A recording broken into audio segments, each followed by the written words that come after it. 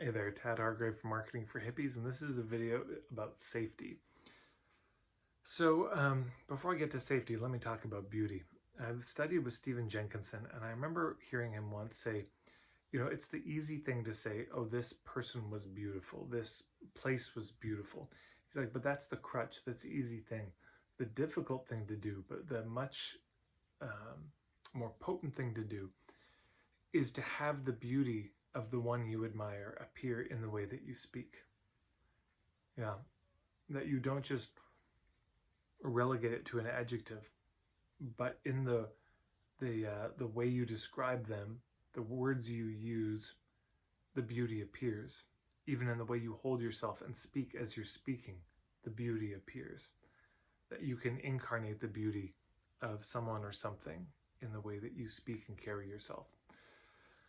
And so this brings us to safety. So a little story.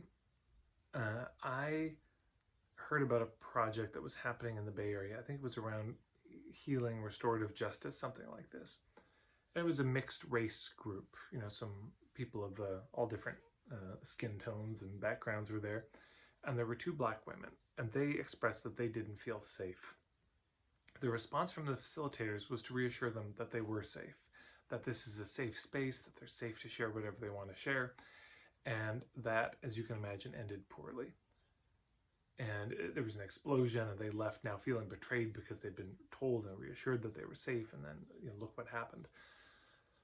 And so our clients are in a similar place. Hey, they check out our work, and some of our work isn't that risky, but sometimes this is deep emotional stuff, and people don't feel safe.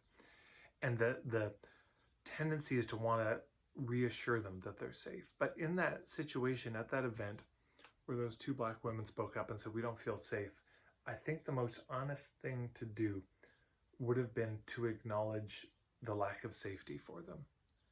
Just to say, you're right. Very little about this is safe. Number one, we all don't know each other. We're meeting for the first time, most of us. Number two, boy, racism is tenacious and deep and not gone. So it's just here in the room, and all those dynamics are here in the room with us. All the poverty, spiritual, cultural poverty of the dominant society is here in the room with us. We're not outside of it. Hey, it's not safe because these things often go wrong. There's a real history of that, people getting together to solve racism and it ending badly. And, we're all new to these conversations at a certain level. So you're right. Boy, and if I were facilitating that, I might just say, can we just give voice to what these two women are expressing? Can we just lift up all the ways this is not safe, so that the lack of safety could appear that they feel, that we could give voice to that lack of safety in a way that they could actually see themselves and their fears being recognized in this space, not feel gaslit by a group, just like we don't want to gaslight our clients. Oh no, it's totally safe, it's totally fine, what could go wrong? Plenty.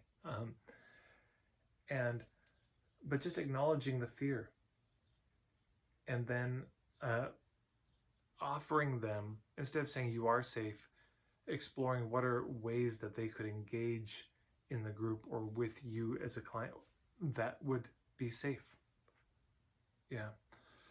To be strategic about it and not just say, oh, you are, so don't worry about it, but to say, here are some of the ways we've thought about that might be able to make it safer. Here's some hand signals we could use. Here's some processes we're thinking about, and is there anything else that would help you feel more safe so you could just really relax and be here? Some agreements we could make as a group. And it would also probably be good just to acknowledge life isn't safe. You're right. Being here is a risk.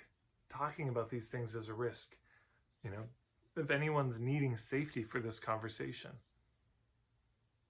you're probably in the wrong conversation. This isn't safe. And let's see what we can do to make it safer. So,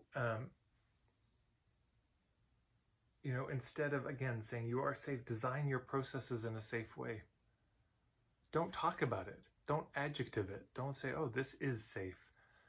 You don't ever need to use the word safety to show them how safe it can be. to show them the lengths you've gone to. It's the mistake people make. It's all this hype versus just saying, look, here's the processes and the systems and the checklists and the rituals, the traditions, the procedures we have. And you don't even need to use the word safe, and people read them, I feel safer reading those things. So have the safety appear in the way you describe the event, in the way you design the event, rather than claiming it's safe without giving much thought to it. Yeah, don't just tell them, show them, I suppose. Showing is always more powerful than telling. Anyone can say it's safe, but very few people can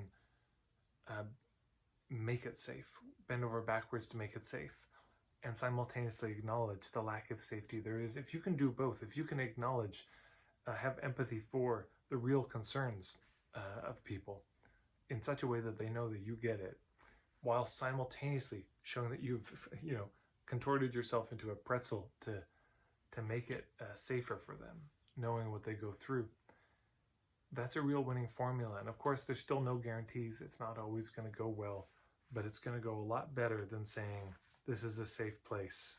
You can say whatever you want and you'll be held in some mythical proto-parent projection of the unconditional love that we never got. That's bad news. So hopefully that's helpful. I'd love to hear your thoughts on safety, especially if the work you do is around issues that are typically unsafe to talk about, or people feel scared about, have a lot of fear about, a lot of risks. I'd love to hear what you've come up with, what you do, in the comments below. That would mean a lot to see, and probably a lot to the others who watch this video and read those comments. And if you'd like some more of my thoughts about marketing and how to make marketing safer, take the pressure out of it, go to my website, marketingforhippies.com. There's a bunch of free stuff. It'll be pretty obvious when you get there. Thanks, everyone.